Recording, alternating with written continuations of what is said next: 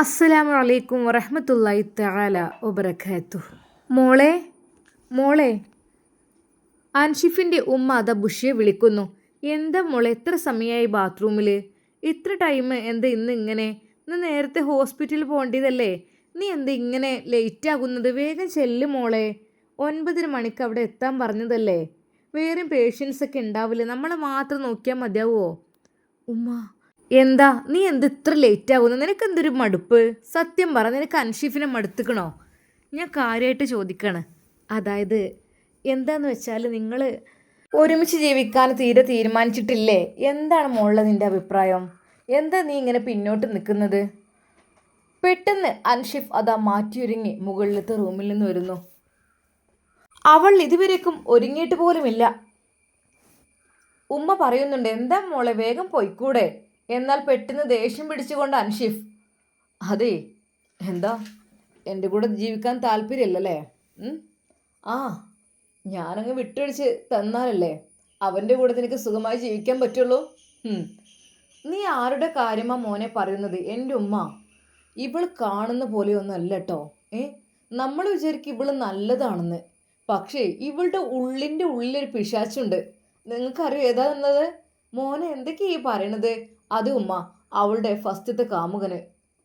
അവളുടെ മനസ്സിൽ അവനാണ്, അവൻ്റെ കൂടെ ജീവിക്കണം, അത് മാത്രമാണ് അവളുടെ ചിന്തകൾ, വേറൊന്നുമല്ല. എൻ്റെ കൂടെ വരികയോ എൻ്റെ കുഞ്ഞിനെ പ്രസവിക്കാനോ അവൾക്ക് താല്പര്യമില്ല. വേണ്ട, മടുത്തു എല്ലാം, ഇതൊന്നും നടക്കൂല. മോനെ നീ, അപ്പോഴേക്ക് അവൻ ദേഷ്യത്തോടെ അവൻ്റെ ഷർട്ട് ഊരി. വേണ്ട, ഒന്നും കുഞ്ഞും വേണ്ട, കുട്ടിയും വേണ്ട, മക്കളും വേണ്ട, ഇങ്ങനെ ജീവിക്കാം. ഉമ്മയോട് അന്നേ ഞാൻ പറഞ്ഞതാണ് ഇതിന് നിൽക്കേണ്ടെന്നുള്ളത്. അപ്പോൾ നിങ്ങൾ ആരും ഉണ്ടാവില്ല, ഞാൻ മരിച്ച മോൻ ഒറ്റക്കാവും. ഇതിനേക്കാളൊക്കെ നല്ലത് ഒറ്റക്ക് ജീവിക്കുന്നതാ.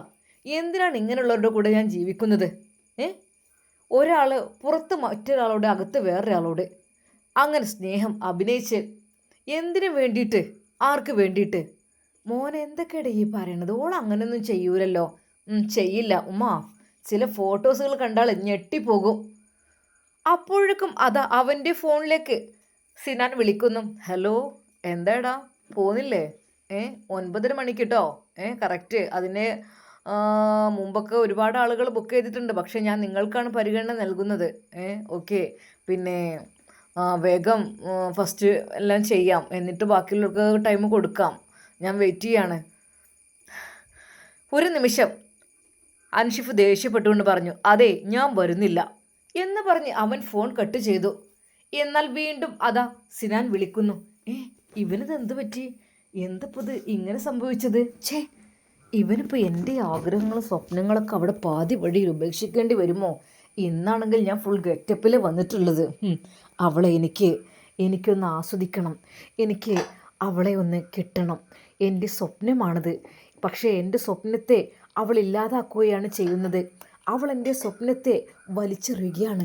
ഒരിക്കലും ബുഷി, എൻ്റെ കൈക്കുള്ളിൽ നിന്നെ കിട്ടിക്കഴിഞ്ഞാൽ അതെ ഞാൻ നിന്നെ അറിയിക്കും, നിനക്ക് ഞാൻ അറിയിച്ചു തരും. അതെ, എന്താണ് ദാമ്പത്യ ജീവിതം, അതിൻ്റെ സുഖം എന്താണെന്ന് ഞാൻ നിനക്ക് പറഞ്ഞു തരും ബുഷി. അല്ലാതെ ഒരിക്കൽ പോലും നീ നിൻ്റെ ആ പൊണ്ണൻ ഭർത്താവിൻ്റെ കൂടെ ജീവിച്ചിട്ട് നിനക്ക് എന്ത് കിട്ടാനാ? പക്ഷേ അതിനും അവൾക്ക് ബുദ്ധിയില്ലെന്ന് വെച്ചാൽ? അവൻ ഓരോന്ന് പുലമ്പിക്കൊണ്ടിരുന്നു.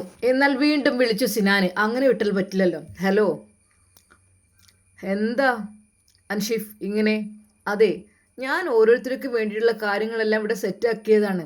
നിങ്ങളത് പെട്ടെന്നില്ലെന്ന് പറഞ്ഞാൽ ഇതെന്താ ഒരു ഹോസ്പിറ്റലിലെ ട്രീറ്റ്മെൻ്റ് അല്ലേ? അങ്ങനെ ഉണ്ടെങ്കിൽ നിങ്ങൾക്ക് ഇതിൻ്റെ ആവശ്യം ഉണ്ടായിരുന്നോ? എന്തിനു വേണ്ടിയിട്ടാണ് വെറുതെ റിസ്ക് എടുത്തത്? ഞാൻ വരില്ലായിരുന്നു, പക്ഷെ നിങ്ങളുണ്ടെന്ന് പറഞ്ഞപ്പോഴേ ഞാൻ ഒരിക്കലും നിങ്ങളെ ചതിക്കുന്നത് ശരിയല്ലല്ലോ, എല്ലാം സെറ്റാക്കി തന്നിട്ട് എന്ന് കരുതിയിട്ടാണ് ഞാൻ വന്നത് പോലും. എന്താ നിങ്ങൾ വാക്ക് മാറുന്നോ? അതെ, അവൾക്ക് താല്പര്യമില്ലെന്ന് പറഞ്ഞു, പിന്നെ ഞാനെന്ത് ചെയ്യാൻ? ആർക്കാ കുഞ്ഞിനും കൊച്ചിനും ആഗ്രഹം? എനിക്കില്ല. ഒറ്റക്ക് ഇതുവരെ ജീവിച്ചില്ലേ, അതുപോലെ തന്നെ ഞാൻ ജീവിക്കും, അല്ലാതെ വേറൊന്നും അല്ല. പിന്നെ എന്താന്നില്ലേ, ഇതുവരെയും ജീവിച്ചു. ഉമ്മാൻ്റെ പണിയാണ് ഇതൊക്കെ. കുഞ്ഞ് കൊച്ച് എന്നൊക്കെ പറഞ്ഞിട്ടിപ്പോൾ ആകെപ്പാടെ മനുഷ്യനെ ഭ്രാന്തി പിടിപ്പിക്കുന്ന രീതിയിൽ. എടാ, നീ എങ്ങനെയെങ്കിലും അവളെ സോപ്പിട്ട് കൊണ്ടുവരാൻ നോക്ക്. സിനാൻ, നീ ഇതെന്നെ ഒന്ന് വിളിച്ചു നോക്ക്.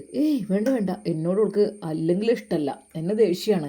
കാര്യം എന്താണെന്ന് വെച്ചാൽ ഷാമിലുമായുള്ള ബന്ധം ഞാൻ കണ്ടുപിടിച്ചില്ലേ? അതെ, നീ അവൾ എന്തൊക്കെ തന്നെ പറഞ്ഞാൽ അവളെ പിടിച്ചു വലിച്ചു കൊണ്ടുവരണം. അവൾ ഒരിക്കൽ പോലും വിട്ടുകൊടുക്കരുത്. വേണമെങ്കിൽ ഞാൻ ഒരു കാര്യം കാണിച്ചു തരാം. അപ്പോൾ തന്നെ അതാ അവർ രണ്ടുപേരും ഇരിക്കുന്ന ആ ഒരു ഫോട്ടോ അതിൽ രൂപമാറ്റം വരുത്തുവാൻ തുടങ്ങി. എടി ബുഷ്റ, നിന്നെ ഞാൻ വെറുതെ വിടില്ല. എൻ്റെ മനസ്സിനുള്ള ആഗ്രഹങ്ങൾ സ്വപ്നങ്ങൾ നിന്നിലൂടെ പൂർത്തിയാക്കാൻ എനിക്ക് ആഗ്രഹമുണ്ട്. ഞാനിന്ന് വീട്ടിൽ പോകേണ്ട ദിവസമാണ്. എനിക്കെൻ്റെ ഭാര്യയുണ്ട്, കുഞ്ഞുണ്ട്. പക്ഷേ അതിനേക്കാളേറെ ഞാൻ മനസ്സുകൊണ്ട് ആഗ്രഹിച്ചത് നിന്നെയാണ്. അതുകൊണ്ട് നിന്നെ എനിക്ക് സ്വന്തമാക്കണം, ഒരു വട്ടം. അതിനു വേണ്ടിയിട്ടാണ് ഞാൻ ഇത്രയും റിസ്ക് എടുത്ത് നിൻ്റെ വീട്ടിൽ പോലും പോകാതെ ഇവിടെ നിൽക്കുന്നത്. പക്ഷേ നീ ഇതിനെതിരെ പ്രവർത്തിക്കുകയാണെങ്കിൽ അതിനുള്ള വഴി സിനാന് കണ്ടിട്ടുണ്ട്. ഇതങ്ങ് അവൻ്റെ ഫോണിലേക്ക് അങ്ങോട്ട് വിട്ടുകൊടുത്താലേ എന്തായിരിക്കും? എന്നാൽ അതാ ബുഷിയും ഷാമിലും ഒരുമിച്ച് കിടക്ക പങ്കിടുന്ന ഒരു ഫോട്ടോ അയാൾ സെറ്റാക്കുന്നു. ശരിക്കും അതെ, കണ്ടാൽ ഒറിജിനാലിറ്റി തോന്നും. എല്ലാത്തിനും എല്ലാ ആപ്പുകളും ഉണ്ടല്ലോ, ഒന്ന് പറഞ്ഞാൽ തന്നെ അത് സെറ്റാക്കി തരുമല്ലോ. അത് മാത്രമല്ല, സിനാനും ബുഷിയുമുള്ള മറ്റൊരു ഫോട്ടോയും. എന്നാൽ ആ ഫോട്ടോ കണ്ട് അവൻ ഒരുപാട് ആനന്ദിച്ചു. ബുഷി, എൻ്റെ കരങ്ങൾക്കുള്ളിൽ നീ വരാതിരിക്കില്ല. അതിനു വേണ്ടിയിട്ടുള്ള എല്ലാം ഞാൻ സെറ്റാക്കുന്നുണ്ട്. അത് മാത്രമല്ല, എൻ്റെ കുഞ്ഞിനെ കൂടി നീ ഗർഭം ചുമക്കണം. അതെ, എൻ്റെ കുഞ്ഞിൻ്റെ ഉമ്മയാകണം നീ. അതിനു വേണ്ടിയിട്ട് കൂടിയാണ് ഞാൻ ഇത്രയും റിസ്ക് എടുത്ത് ഇന്നിവിടെ നിൽക്കുന്നത്. അവനവൻ്റെ കള്ള പരിപാടികളെല്ലാം തുടങ്ങി ഫോട്ടോസ് അവൻ്റെ കമ്പ്യൂട്ടറിൽ അതാ സേവ് ചെയ്തു വെച്ചു. ആവശ്യമുണ്ടാവുമ്പോൾ എടുക്കാം. വീണ്ടും വിളിച്ചു അതാ അൻഷിഫിൻ്റെ ഫോണിലേക്ക്. ഹലോ, എന്തായി, ഇറങ്ങിയോ? എന്താടാ ഞാൻ ചെയ്യുക? ദയവായി എന്നെ വിളിക്കരുത്. എനിക്കപ്പോൾ ഭ്രാന്ത് പിടിച്ച് നിൽക്കുകയാണ്. ഒരു ഭാഗത്ത് നീ വിളിക്കുന്നു, മറുഭാഗത്ത് അവൾ ദേഷ്യം പിടിച്ച് നിൽക്കുന്നു. ഞാൻ എന്തതിൻ്റെ ഇടയിൽ കിടന്ന് ഞാനിങ്ങോട്ട് നിരകിക്കുകയാണ്. ഞാൻ എന്താ വേണ്ടത്? സത്യം പറ, ഞാൻ എന്താ വേണ്ടത്? Relax, cool down. വേണ്ട, അവളെ വിളിച്ച് നോക്കൊന്നും കൂടെ, എന്നിട്ട് ഞാൻ പറയുന്ന രീതി ഒന്ന് ചെയ്ത് നോക്ക്. ഓക്കെ? ബുഷി, നീ വരുന്നുണ്ടോ ഇല്ലേ? അത് പറ. അത് ഞാൻ സിനാൻ ഡോക്ടർ ഉണ്ടെങ്കിൽ ഞാൻ അങ്ങോട്ടില്ല. എന്താ സിനാൻ എന്താ പ്രശ്നം? അറിവുള്ള ഡോക്ടർമാരാകുന്നതല്ലേ നല്ലത്. അവനാകുമ്പോൾ പേടിക്കേണ്ട ആവശ്യമില്ല. ഇനിയിപ്പോൾ വേണ്ട, നിങ്ങൾ വിചാരിക്കുന്ന പോലെ ഒന്നല്ല. സിനാൻ കള്ളനാണ്. ദേ, അനാവശ്യം പറയരുത്. തൊട്ട് ഡോക്ടർമാർ കളിക്കാൻ തുടങ്ങിയ നീ. അതെ, നിനക്ക് കുറച്ച് കൂടുന്നുണ്ട്. ഇന്നലെ കിട്ടിയ തല്ലിൻ്റെ ബാക്കി ഇന്ന് കിട്ടൂട്ടോ. എൻ്റെ കയ്യിൽ നിന്ന് കൈ ധരിക്കുന്നുണ്ട്. ഒരിക്കലും നിന്നെ തല്ലണമെന്ന് വിചാരിച്ചല്ല, പക്ഷെ നിന്റെ മോശം സ്വഭാവമാണ് എന്നെ ഇക്കോലത്തിലാക്കുന്നത്. അതായത് നിനക്കെന്ത് ഇത്ര വാശിയും ദേഷ്യവും? മെസ്സേജ് അയച്ചതും കോൾ ചെയ്തതും പോരാ, ഇപ്പോൾ അതിനും വലിയ. അവൾ ഒന്നും മിണ്ടിയില്ല. അല്ലെങ്കിൽ ഞാൻ എന്ത് പറഞ്ഞാലും വിശ്വസിക്കില്ലല്ലോ. സിനാൻ ഡോക്ടറെ അടുത്തേക്ക് ഞാനില്ല, അവൾ മുറിച്ചു പറഞ്ഞു. അവളതാ മുകളിലത്തെ റൂമിലേക്ക് ഓടിക്കയറി. മോളെ, എന്താ മോളെ ഈ പറയണത്? ഏതായാലും ഇങ്ങനെയൊക്കെ ആയി തീർന്ന് വല്ലാത്തൊരു ഇടങ്ങാറായിപ്പോയത്. ഉമ്മ, അവൾ വിളിക്കാൻ പോണ്ട, അവൾ കിടക്കട്ടെ. എന്നാൽ ആ നിമിഷം തന്നെ അതാ അൻഷിഫ് അവിടെ നിന്നിറങ്ങി അവൻ്റെ കാർ സ്റ്റാർട്ട് ചെയ്ത് നേരെ ഹോസ്പിറ്റലിലേക്ക്. ബുഷി പോയില്ല. ബുഷി വിതുമ്പിക്കരഞ്ഞു. ഇല്ല, ഒരിക്കൽ പോലും ഒരു തെറ്റിലേക്ക് ഞാൻ വീഴില്ല. സിനാൻ എന്നെ ചതിക്കാനാണ്, എന്നെ ചതിച്ച് കീഴ്പ്പെടുത്താനാണ് അയാൾ ഉദ്ദേശം. എനിക്കറിയാം അത് ഒരു രഹസ്യമായ റൂമായിരിക്കും. ആ റൂമിനകത്ത് ഡോക്ടറും പേഷ്യൻറ്റും മാത്രമായിരിക്കും ഒരു പക്ഷേ. വേണ്ട, അതൊന്നും വേണ്ട. എൻ്റെ ഭർത്താവായ അയാള്, അത് സ്ത്രീകളുടെ വികാര വിചാരങ്ങളൊന്നും അറിയാത്ത ആള്, അയാളോടൊന്നും എന്ത് പറഞ്ഞിട്ടും കാര്യം ഉണ്ടാവില്ല. ഒരു പക്ഷേ അയാൾ അകത്തുണ്ടെങ്കിൽ തന്നെ പുറത്തിറങ്ങിപ്പോ എന്ന് പറഞ്ഞാൽ അവൻ ഇറങ്ങും. കാരണം എന്താ, അവനക്കറിയില്ലല്ലോ അതിൻ്റെതൊന്നും. പക്ഷെ ആ നിമിഷം എന്നെ സിനാന് കയ്യിലെടുക്കും, എന്നെ മുതലാക്കും, ഉറപ്പുണ്ട്. ഇല്ല, ഒരിക്കൽ പോലും ബുഷ്ര അതിനനുവദിക്കില്ല. തെറ്റായ രീതിയിലുള്ളൊരു ബന്ധം അത് ബുഷ്രക്ക് താല്പര്യമില്ല. ഒരിക്കലും ഞാനതിന് സമ്മതിക്കുകയില്ല. കുഞ്ഞും വേണ്ട, കൊച്ചും വേണ്ട, ഒന്നും വേണ്ട. അവൾ ആ റൂമിൽ പൊട്ടി കരഞ്ഞു. എന്നാൽ കോണിപ്പടികൾ കയറിക്കൊണ്ട് അതാ ആ ഉമ്മ വരുന്നു. മോളെ, വീണ്ടും അവൻ തെറ്റിപ്പോയില്ലേ? ഇപ്പം അന്നെ കല്യാണം കഴിച്ചതിന് ശേഷമാണ് ഇപ്പം ഇങ്ങനെയൊക്കെ. മറ്റേത് അതൊന്നും ഉണ്ടായിരുന്നില്ല. എന്തിനാണ് ഈ ഓൻ പറഞ്ഞ് കേൾക്കാത്തെന്താ? എൻ്റെ ഭർത്താവല്ലേ? ഭർത്താക്കന്മാർ പറഞ്ഞ് കേൾക്കണമെന്ന് എനിക്ക് ഈ പഠിച്ചിട്ടില്ലേ? ഈ നല്ല അറിവുകാരത്തൊക്കെയാണല്ലോ. അതൊന്നും നിനക്കറിയില്ലേ? അവൾ ബെഡിൽ എഴുന്നേറ്റിരുന്ന് കരഞ്ഞു. ഇജ്ജ് എന്തിനാ അങ്ങനെ കരയണത്? അനക്ക് എന്തേ വിഷമമുണ്ടോ? ഉമ്മ, ഒരിക്കൽ പോലും സിനാൻ ഡോക്ടറില്ല അങ്ങോട്ട് ഞാൻ ഇല്ല. സിനാൻ ഡോക്ടർ അത്ര ശരിയല്ല. മോളെ, നീ വേറെ വല്ലതും മറച്ചു വെക്കാൻ ഇതൊന്നും സിനാൻ്റെ മേത്തേക്കിടണ്ട. അനക്ക് എൻ്റെ മനസ്സിൽ വേറെ എന്തേ വല്ല ബന്ധം ഉണ്ടായിരുന്നോ? ഉമ്മയുടെ ആ വാക്കുകൂടി കേട്ടപ്പോൾ അവൾക്ക് നിയന്ത്രണം വിട്ടുപോയി. ഉമ്മ, അതെ, ഒരു ഭർത്താവിനും കഴിയില്ല മറ്റൊരു ആണിൻ്റെ മുമ്പിലേക്ക് ആ പെണ്ണിനെ ഇട്ട് കൊടുക്കാൻ. ശരിക്കും നേരായൊരു ഭർത്താവിന്. പക്ഷെ അൻഷിഫിന് അറിയില്ലല്ലോ ഒന്നും. അതുകൊണ്ടായിരിക്കും സിനാനെ കണ്ണടച്ച് വിശ്വസിച്ചത്. സിനാൻ എന്നെ ഒരിക്കലും ട്രീറ്റ്മെൻറ്റിന് വേണ്ടി മാത്രമായിരിക്കില്ല എന്നെ. മോളെ, എന്തൊക്കെ ഈ പറയണതോ കേൾക്കേണ്ടത്. ഇപ്പം അങ്ങനെയൊക്കെ പറഞ്ഞിട്ട് അൻഷിഫ് തെറ്റിപ്പോയത് കണ്ടില്ലയേ? ഈ വേണ്ടാത്തൊന്നും പറയണ്ട. എന്തിനാണ് ഈ വേണ്ടാത്ത ഒരാളെ കുറിച്ച് പറയണത്? അനക്ക് പറ്റൂല എന്ന് പറഞ്ഞാൽ പോരെ? അനക്കെന്താ, വീട്ടിൽ പോണോ? അതെ, ഈ നരകത്തിൽ ജീവിക്കുന്നതിനേക്കാളും നല്ലത് എനിക്കെൻ്റെ വീടാണ്.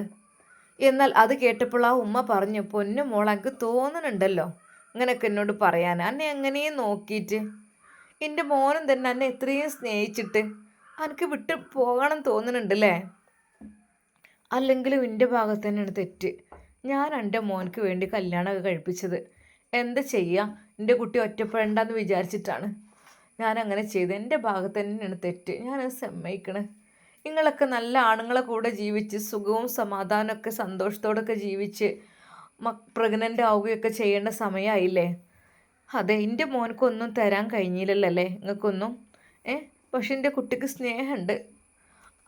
പിന്നെ ദേഷ്യം വല്ലാതെ പിടിച്ചുകൊണ്ടാണ് നിന്നെ ഉപദ്രവിച്ചത്. സാരല്ല, അതിനൊക്കെ ഞാൻ ക്ഷമ ചോദിക്കുന്നു. ഇനിയിപ്പോൾ എന്താ ചെയ്യാം? ഞാൻ വല്ലാതെ വിഷമിച്ചു പോയി മോളെ. എനിക്ക് നിന്നോട് ഇഷ്ടമാണ്, സ്നേഹമാണ്. പക്ഷെ നീ പറയണ്ടല്ലോ സിനാന് മോശമാണ്, ഓനെ ഉപദ്രവിക്കുന്നൊക്കെ. എനിക്കിതുവരെ തോന്നിയിട്ടില്ല. ഇവിടെ ഇത്രയും കാലം വന്നിരുന്നു, ഒന്നും അങ്ങനത്തെ ഒരു അനാവശ്യ രീതിയിലുള്ള വർത്താനോ കാര്യങ്ങളോ എന്നോട് ഉണ്ടായിട്ടില്ല.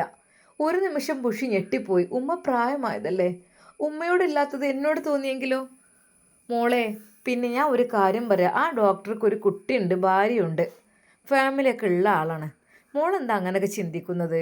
നല്ല ആൾക്കാരെ കുറിച്ച് അങ്ങനെ മോശമായി ചിന്തിക്കാൻ പാടുണ്ടോ? ഉമ്മ, അത് നമ്മൾ ശ്രദ്ധിക്കുന്നത് നല്ലതല്ലേ മോളെ? അങ്ങനെ തന്നെ എത്രയോ പേഷ്യൻറ്റിനെ ചികിത്സിക്കണേ, എത്ര ആളുകളെ ഓരോ ട്രീറ്റ്മെൻറ്റിനും ചികിത്സയും ചെയ്യണേ. നല്ല പുടുത്തുമാണ് അതിൻ്റെ മരുന്നും കാര്യങ്ങളും. പിന്നെന്തപ്പോൾ ആ ഡോക്ടർ മാത്രം മോൾക്ക് ഇത്ര വെറുപ്പ്? വേറെ ആരെങ്കിലും ആണെങ്കിൽ മോള് ചെയ്യോ? അതെ ഉമ്മ, ഞാൻ ചെയ്യും. അതിനെനിക്ക് കുഴപ്പമില്ല. അപ്പോൾ അവരിലാണ് നിനക്ക് കുഴപ്പം അല്ലേ? ഓക്കെ, എന്തുകൊണ്ടാന്നാവും അല്ലേ അവനോട് ഇത്ര ദേഷ്യം? നിന്നോട് നീ മോശമായി പെരുമാറിയോ? ഉമ്മ, നഴ്സിംഗ് അസിസ്റ്റൻ്റായിട്ട് ഞാൻ പോകുമ്പോൾ തന്നെ അദ്ദേഹം എന്നോട് എന്തൊക്കെയോ പറയുമായിരുന്നു. ഉമ്മ, എന്നോട് പറഞ്ഞൊരു കാര്യമുണ്ട്, പക്ഷേ ഇതൊരിക്കലും അദ്ദേഹത്തോട് പറയാൻ പാടില്ല. എന്താ മോളെ പറഞ്ഞത്? അവൻ കഴിവുകെട്ട മനുഷ്യനാണ്. ഒരിക്കൽ പോലും നീ നിൻ്റെ ദാമ്പത്യ ജീവിതം നിനക്ക് അതിൻ്റെ സുഖം എന്താണെന്ന് നീ അറിഞ്ഞിട്ടില്ല എന്നാണ് എന്നോട് പറഞ്ഞത്. അത് കേട്ടപ്പോൾ ഉമ്മ ഞെട്ടി. മോളെ, അവൻ അത്രയ്ക്ക് മോശമായ വാക്കുകളാണെന്ന് എന്നോട് പറഞ്ഞത്. എന്നിട്ട് നീ അത് നിൻ്റെ ഭർത്താവിനോട് പറഞ്ഞില്ലേ? ഇല്ല, ഞാൻ പറഞ്ഞിട്ടില്ല. അതെന്താ പറയാതിരുന്നത്? അത് പറഞ്ഞാൽ അദ്ദേഹത്തിന് വിഷമമാവും എന്ന് കരുതിയിട്ട്. ഓഹോ, അപ്പോൾ അതൊക്കെ പറഞ്ഞിട്ട് ഒളിപ്പിച്ച് വെച്ചിരിക്കുകയാണല്ലേ നീയെ? അതൊക്കെ അവനോട് ആ സ്പോട്ടിൽ പറയണ്ടേ പെണ്ണേ? ഇനി പറഞ്ഞിട്ട് കാര്യമെന്ന് അവൻ ഇനി വിശ്വസിക്കുമോ? ഇനി അതൊക്കെ അപ്പോഴേ പറയണമായിരുന്നു. ആ ഉമ്മക്ക് ശരിക്കും അത് കേട്ടപ്പോൾ വല്ലാത്തൊരു വിഷമം തോന്നി. അവൻ അത്രക്കാരനായിരുന്നോ? എൻ്റെ മകനെ കുറിച്ച് അങ്ങനെയൊക്കെ പറഞ്ഞോ? ഇനിയിപ്പോൾ അത് അൻഷിഫിനോട് പറഞ്ഞിട്ടും കാര്യമില്ല, അവൻ്റെ മനസ്സൊക്കെ മാറ്റിയെടുത്തിട്ടുണ്ട്. ഉമ്മ താഴത്തേക്ക് ഇറങ്ങി ഫോൺ എടുത്തു, മകനെ വിളിച്ചു. ഹലോ മോനെ. എന്താ ഉമ്മ? ഞാൻ ഡ്യൂട്ടിയിൽ കയറിയിട്ടുണ്ട്. ഓ, അത് ശരി. എന്താ സിനാന് പറഞ്ഞത്?